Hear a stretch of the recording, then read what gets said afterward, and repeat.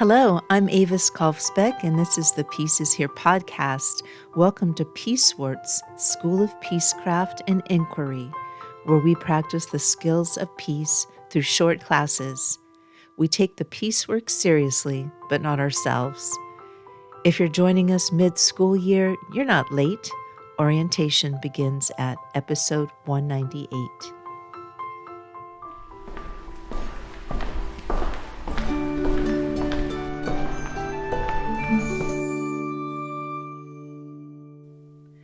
Welcome back to Peacewarts, Peace Scholars.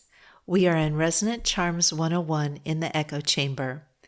In our last lesson, we studied the architecture of our own sentences. Today, we learn how to handle the sentences of others. We are practicing the mirror question, the art of reflecting a person's reality back to them so they can see it clearly for the first time.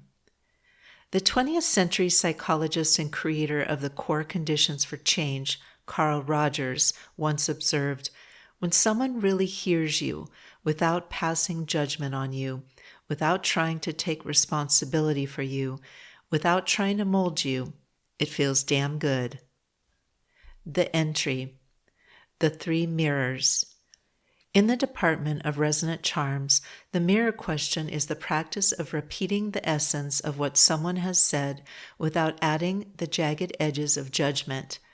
A peace scholar uses three distinct mirrors to ensure the frequency is captured correctly.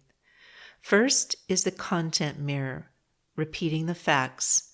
Second is the feeling mirror, naming the emotion.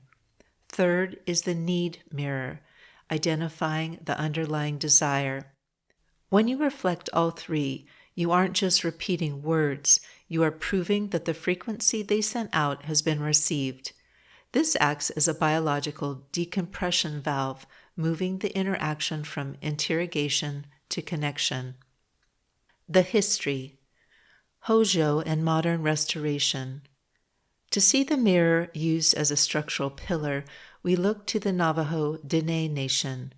Their peacemaking process focuses on Hojo, or restoring harmony rather than determining guilt. A key part of this is reflecting the underlying feelings of everyone involved until the conflict is viewed as something outside of the people. We see this same charm in modern restorative justice programs, such as the Oakland Unified School District. Inside of the barricade of suspensions, schools use circles where students reflect the impact of their actions before debating their intent. This follows the critical sequence of impact before intent. You must listen to how someone was hurt before you are allowed to explain why you did it. By mirroring the harm first, the heat in the room drops enough for actual repair to begin. The thesis, reflect twice, respond once. The lesson for today is that accuracy is your greatest protection against escalation. We teach the reflect twice rule.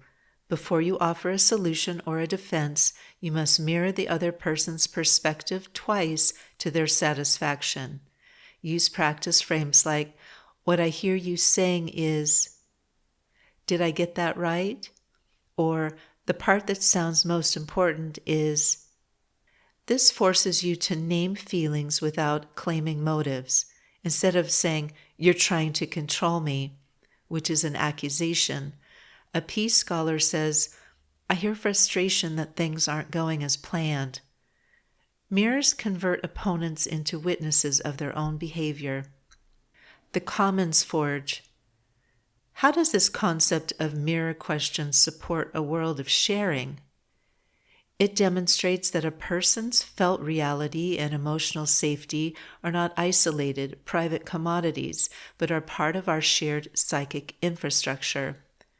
When we refuse to acknowledge another person's experience, we cause a breakdown in that infrastructure, creating a climate of isolation and hostility. By applying the reflect twice rule, a peace scholar acts as a steward of this relational commons, maintaining an accurate, shared understanding that allows community members to feel seen and securely anchored together. Homework. 1. Look up the Oakland Unified Restoration Justice model and find 3 classic circle questions used to resolve a conflict. 2. Write down 1 question about any of this episode's topics. If you don't have a question, just write "no question." 3. Optional. Journal about a relationship or a specific conversation where using the "did I get that right?" frame might change the outcome.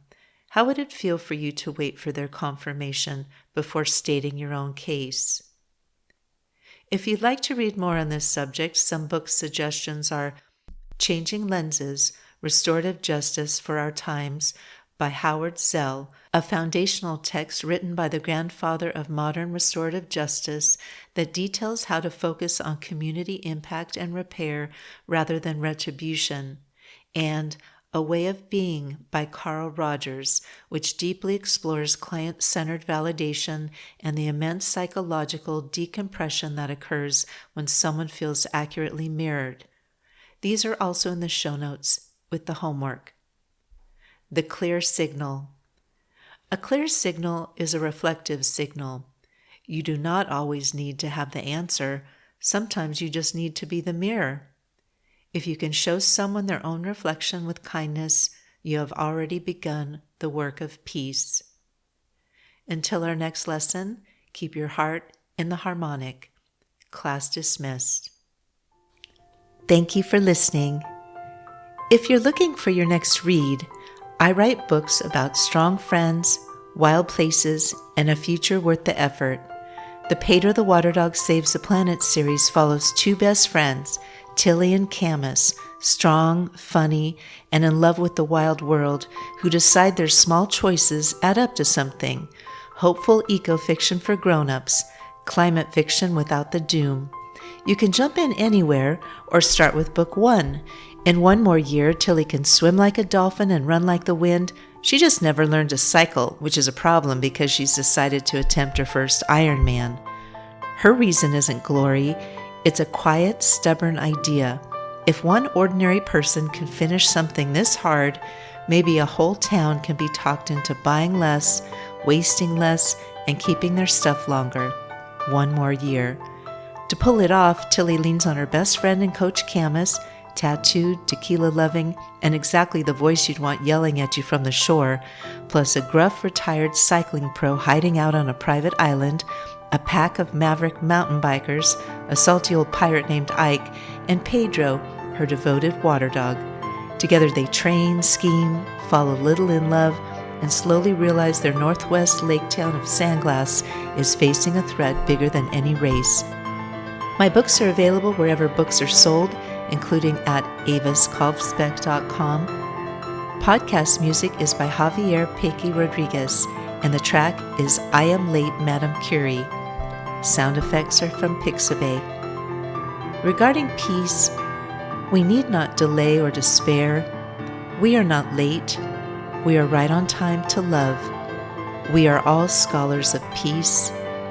Listen for the peace.